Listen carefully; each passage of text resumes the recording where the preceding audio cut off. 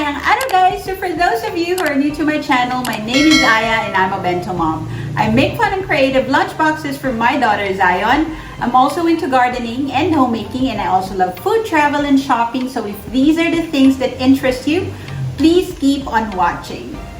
So it's a Tuesday guys, and we are now on day 2 of our series for this week, which are classic Halloween characters. And for yesterday's bento creation, we started out with the witch bento. There's a screen. And then for today, since it's Zion's face-to-face day, then we are going to be doing something very easy. So as you have seen in the title, we're going to do a JackOLantern bento. So let's check out and see what ingredients we need for this bento character. So for today, we're going to be doing a JackOLantern na bento lunchbox. So for our JackOLantern character, we just need orange colored rice. So for this orange colored rice, I used carrot powder and I dissolved it in water, so it's gonna look like this. There. And then I just stored it in this container. So you can check out my Instagram reel or my YouTube short on how I store my organic powder here sa screen. Ayan. So this is a good idea because you can use this for about a week already. You can prepare all the colors that you will use for the week and then just store them in the fridge. Or if you're gonna be using it for a longer period of time, then you can store it in the freezer. And then every time you need it, you can just get it. So this is what I used for the rice. And then for the details of our JackOLantern, we just need nori sheet. So this is a very easy bento character to do. So this one you can do in less than 10 minutes. So the first thing that we need to do is mold the orange colored rice. Okay, so we just need our cling wrap here.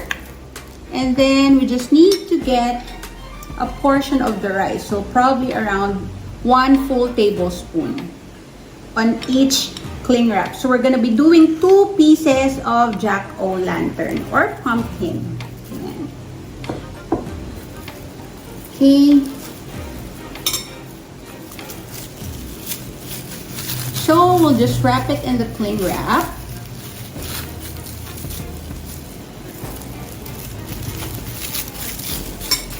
There. So the shape that we would want to create is just a round shape or a circle shape.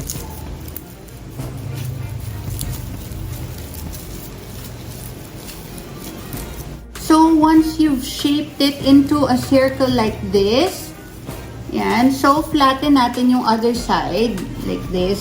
Just press it against your workstation, and then yung other side, slowly pull up the middle portion and then make an indentation sa sides so that the middle part is gonna protrude and it's gonna create like sort of imaginary lines here.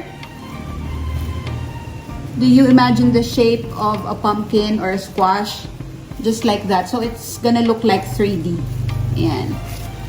So press nyo lang siya, and then the middle part, slightly pull it up.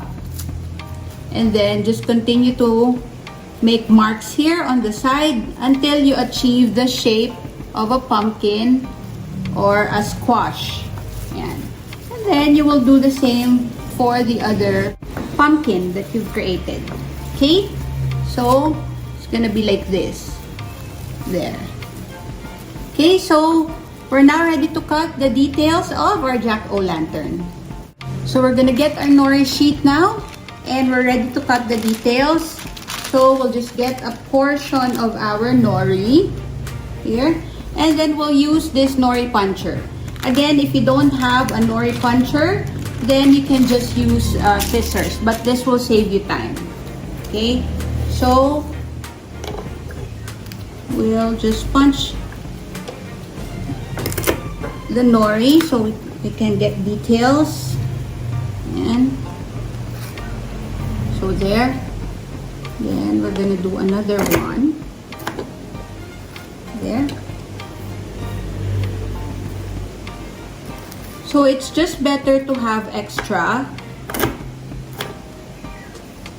There.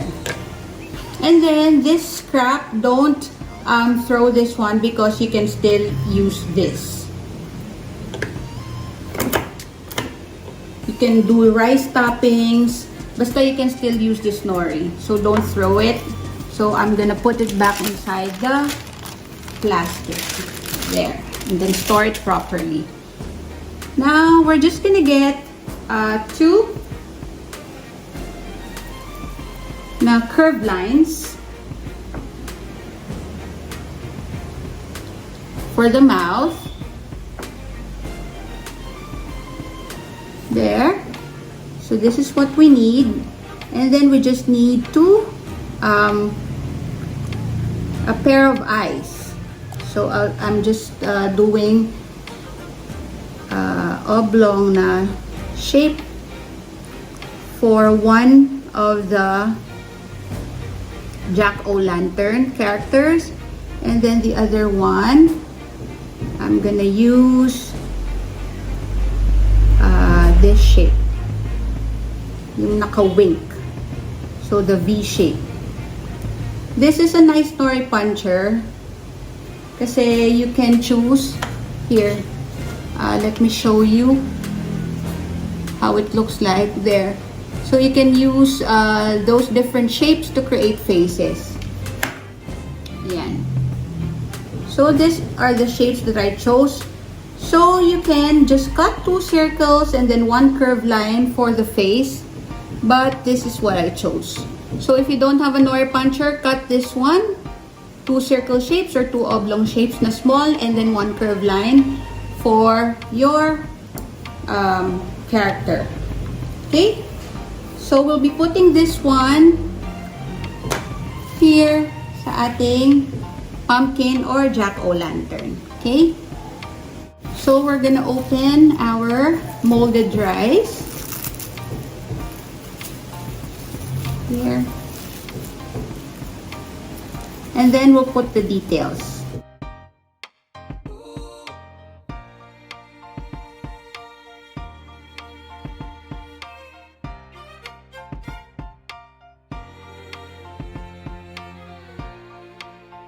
So easy. There. And then, I'm just gonna use this candies. This one. So it's like candy sprinkles. So I'm just gonna use the pink color for the cheeks. So ganyan siya. Small na, parang candy icing na ano, parang sprinkles there. So we're just gonna put it here. There.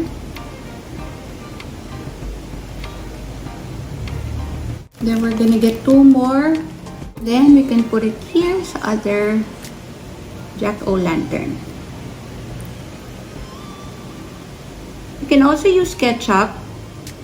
Kaya lang orange na siya, so it might not make any difference. So, there.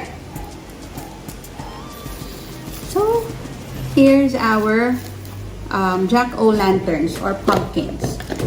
So, we're now gonna put them in our bento box. So, we're gonna be using this Yum Box panino. I already lined it with this cooking sheet here. So I cut it into a square shape and then just use it as a liner. But if you don't have it, that's fine as well. So we're gonna be putting our pumpkins or JackOLanterns here, the main compartment. And then I also have bento picks here, which we can put here on top. There. But if you don't have bento picks, that's fine. You can actually use green na leaves, na veggies. So, we're just gonna put 1. And then, we're gonna put the other one here. But we're gonna put the bento pick first. There.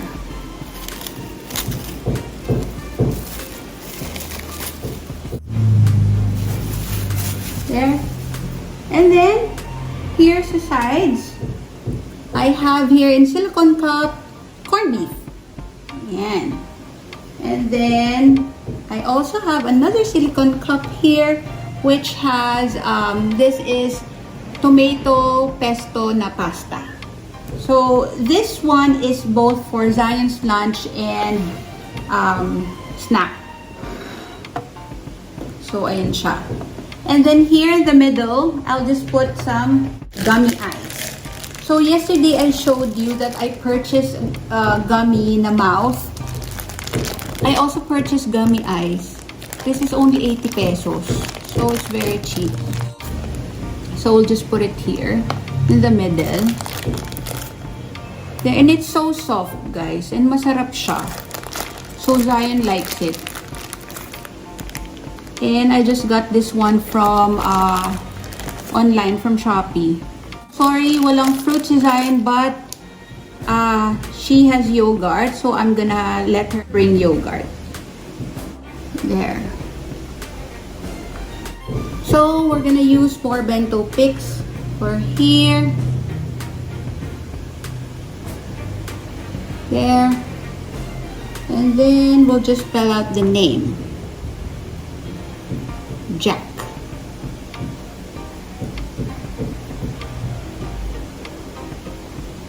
JackOLantern. There.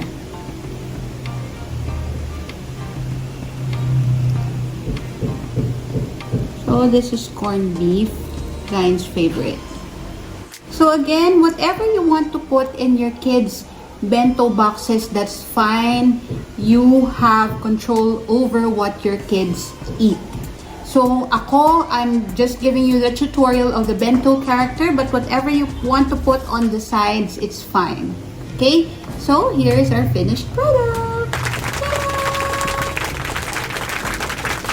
So that's it, guys, for our creation. I hope you enjoyed what we did. If you enjoyed, please like and share this video. And also, please don't forget to subscribe to my channel and hit the notification bell para palagi kayong updated if I have a new video upload. Thank you for watching, guys. See you on my next vlog. Bye!